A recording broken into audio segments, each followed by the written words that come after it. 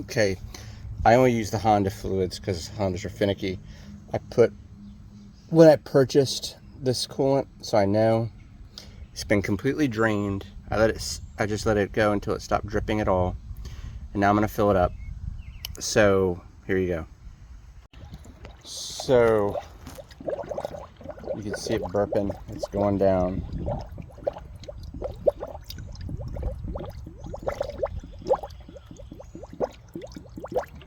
Okay, that's what it looks like.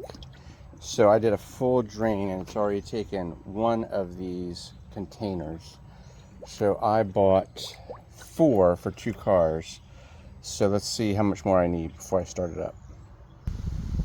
Okay, so this is what it looks like when it's completely filled.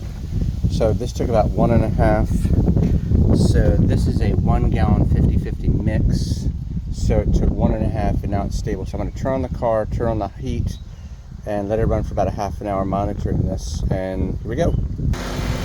So I got the heat on and inside, I got the coolant running, and I'm gonna fill it up some more and just monitor it. I got some other stuff I gotta do to this car, like put it on these trim pieces, but that's it in a nutshell. So let's see how it goes.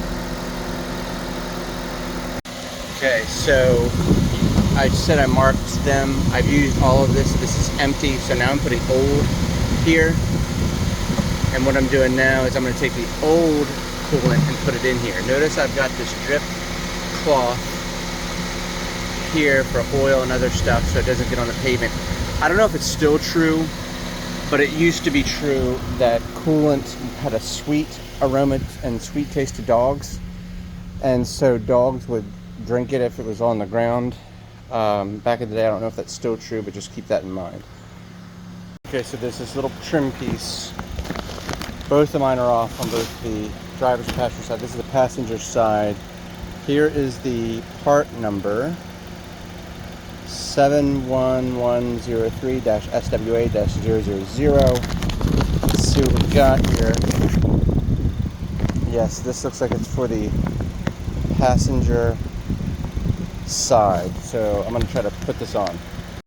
Okay, so note this comes with the clips, right? And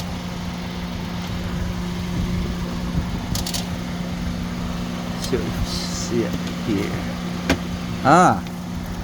Okay, so this is what the inside clip looks like. They're usually white, and that goes up here. But more importantly is we've got this tab we got to take off, because you can see where this has been ripped off. So that's the next step. We're going to take this thing off. So the way you get these off is you take a flathead screwdriver and you pry it out. That's how you get that off. So this is just to give you some perspective, this is from the old original one, and this is the broken off piece from the new one. So this here, this is the broken one from the other one. So I'm going to take that piece, this that I pried off, and use that to get it back in. So as you can see, you've got 2 pieces that go on. So this goes in here. So this is going to go, so this piece right here is going to go down here. And then these 2 clips which I showed earlier, those 2 are going to go right here and then right here. There and there. So there you go. That's pretty straightforward. So getting this thing back on was a pain in the rear to get it up in that weird angle. So I just used one of these. It just went flip right on in. Not a problem. So there you go. That's done. Okay, so the driver's side trim piece, here it is. The part number is 71108 SWA-000. So we're going to put this on just like the other one. This side is a little less damaged. However, all of these over here are loose. And we got to try to get those back in. So 1 second.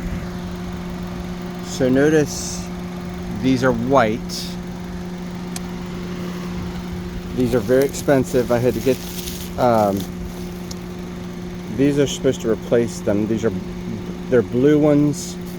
There are green ones down here that I bought off Amazon that I've yet to find where they could fit on any, it's supposed to be specific for a Honda, but I've yet to find them anywhere where they will fit on a Honda. I bought these. They're very expensive, so if you're getting ready to junk a car, if you can, try to take these off. So here's a couple extra. So I'm gonna try to reuse these to get this piece back on. So it's a major pain in the butt. So come to find out, these trim pieces are where I didn't need to use any of those plastic connectors. They weren't broken. What I had to do is, on this piece, they actually slide into a little groove. So I pulled this forward to get this one, which it came off, on. Where there's a groove where that goes in. The idea is you gotta pull it in, and then I'll secure it with this. So that should work. Works. So now I'm gonna put this piece on, and we should be good to go. All right, there we go. Okay, so it's on.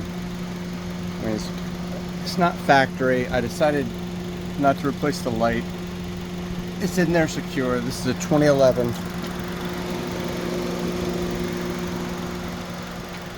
It's got kind of bangs and scratches. This will do just fine. So there you go.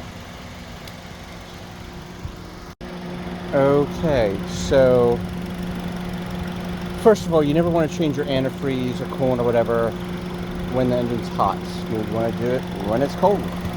And I didn't say that at the beginning. So what we're going to do now is I'm going to turn off the engine. Now keep in mind, it's been running for about 30 minutes, and every 5 minutes I've been checking the coolant, or checking the temp level, and it's been pretty fun. One thing I've noticed, when I did my Toyota Sienna, it burped a lot. This one hasn't burped at all. That coolant level stayed pretty constant. So I've got it on high heat.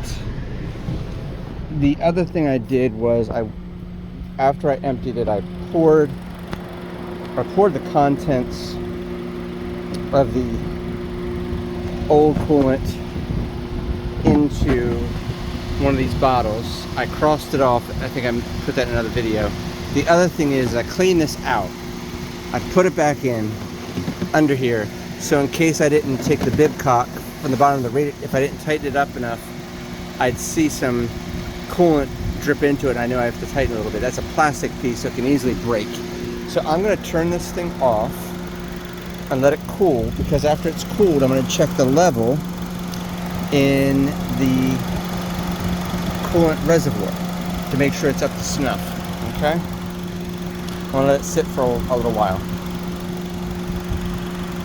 Okay, so I'm going to start the stopwatch on my phone and let it go for maybe half hour, something like that. And then I'm going to check the reservoir. Or then I'm going to check, the overflow, and just make sure it's got enough in there, because I don't think it does right now. So there you go. Wow. So I was letting this thing cool down, and all that coolant I had up in here, was very tall, went completely down when this thing started to cool. So now I'm going to be checking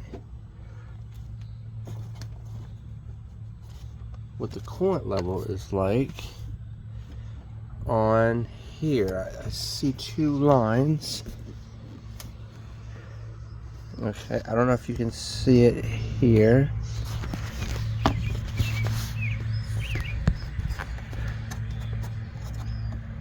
There's two lines down there.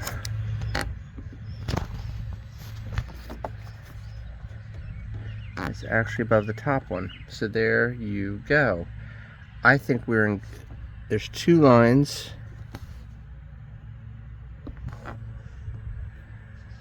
And it's above the top one, so I think we're okay. So I'm gonna call this done. I'm gonna take it on a little test drive.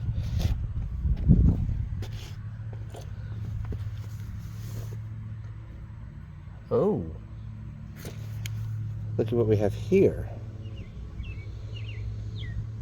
This all spilled out.